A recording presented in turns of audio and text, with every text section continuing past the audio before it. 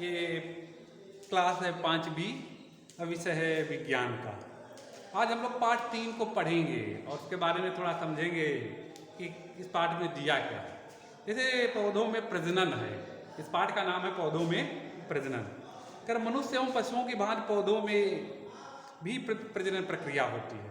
प्रजनन प्रक्रिया पौधों को नए पौधों के रूप में अपना अस्तित्व बनाए रखने में सहायता करते हैं। पौधों में प्रजनन प्रक्रिया 2 प्रकार की होती है, एक प्राकृतिक प्रजनन और दूसरी कृत्रिम प्रजनन। तो प्राकृतिक प्रजनन प्रक्रिया को 2 भागों में, अब इस प्राकृतिक प्रजनन प्रक्रिया को पहले हम पढ़ते हैं, जानते समझते हैं। इसको हम 2 भागों में बांट सकते हैं, एक है बीजों द्वारा प्रजनन और दूसरा है कायिक प्रजनन।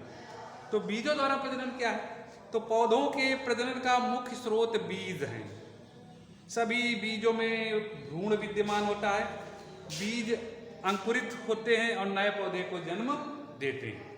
तो ये तो पहला है कि उनके बीज होंगे, बीज से भ्रूण होगा, पौधे का नया विकास होता है। और बीज के भाग क्या है? एक बीज को अगर हम 10-12 घंटे तक पानी में डुबो दें और उसको जब पानी से जब फिर निकालते हैं 10-12 घंटे के बाद, तो देखेंगे बीज में थोड़ा सा भाग खुला है और आप इसके ऊपर एक बाहरी छिलका देखेंगे जिसे हम कहते हैं बीजावरण। जो खुला खुला दिखाई देता है जो चारों तरफ, वो बीजावरण है। इसको बीज को ऊपर से आवरण किए हुए, ढके हुए है। आप इसके ऊपरी छिलके को उतार दीजिए उस आवरण को, तब इसको हमको इसमें बीज पत्र दिखाई देंगे।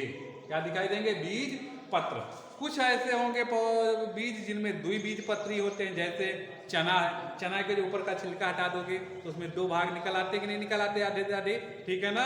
इसी प्रकार से मटर है, इसी प्रकार से सेम है, इसी प्रकार से जितने भी दाल वाले हैं लगभग इसी प्रकार के होते हैं। तथा कुछ ऐसे होते हैं जो एक बीज पत्री होते हैं, जैसे आपका गेहूं, मक्का।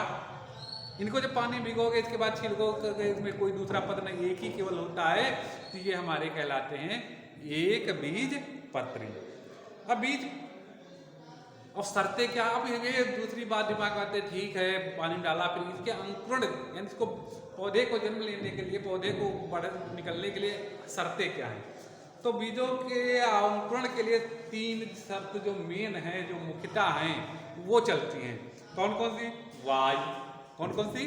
पहली है वायु और दूसरी है सूर्य का प्रकाश, सूर्य का प्रकाश, और तीसरा है जल। जो फिलहाल जो हम लोग पढ़ते हैं, इसके बाद में थोड़े से इनमें परिवर्तन होते रहते हैं, लेकिन फिलहाल आपकी क्लास तक जो पढ़ाए जाते हैं जिनमें मुख्य शर्तों के बारे में दिखाया गया है, जो मुख्य शर्तों के बारे में बताया गया है, वो 3 ही शर्तें बताई गई हैं, वायु, सूर्य का प्रकाश अर्थात ताप, और जल। अब वायु क्या है? अब इसको हम जानने के लिए एक प्रयोग करते हैं। तो 2 गमलों में चने के बीज बोइए। एक गमले को बाहर खुले में रख दीजिए और दूसरे गमले को कांच के जार में ढक करके रख दिया। 2 गमलों में मैंने बीज बोए, एक को बाहर धूप में रखा, ठीक है, और बाहर रख दिया खुले में, और दूसरे को एक कांच के जार के नीचे ढक दिया। आप देखेंगे खुले में रखे हुए गमले का बीज जो था वो अंकुरित होने लगा, उसमें अंकुरण होने लगा, और जो जाल के भीतर रखा हुआ था उसमें कोई भी अंकुरण नहीं हुआ। तो इससे पता, तो इसमें बीज की आवश्यकता अनुसार जब वायु प्राप्त हुई, जब जितनी उसको जरूरत थी, जितनी जब उसको वायु प्राप्त हुई, तब तो वो अंकुरित हो गया। और जिसमें वायु की पर्याप्त मात्रा नहीं मिली, जो हमारे कांच के जार के नीचे रखा हुआ था, तो उसमें अंकुरण नहीं होता। इसलिए हम कह सकते हैं कि वायु बीजों के अंकुरण के लिए अनिवार्य है। क्या है? अनिवार्य। अब दूसरी कंडीशन क्या है कि पानी, ठीक है ना, वायु 3 थी, उनमें क्या था? जल भी तो था। तो फिर तीसरी है, 2 गमले लिए।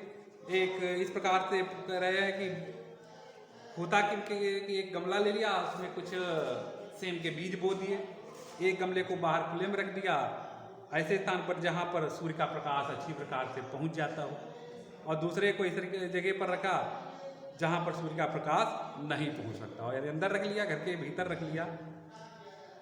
जबकि किस बीज को सूर्य का प्रकाश नहीं मिल पाया, वो अंकुरित नहीं हो पा रहा था। थोड़े दिनों के बाद हम देखते हैं जिसको प्रकाश मिल रहा था वो अंकुरित हो गया था, और जिसको प्रकाश नहीं मिल रहा था वो अंकुरित नहीं हुआ था।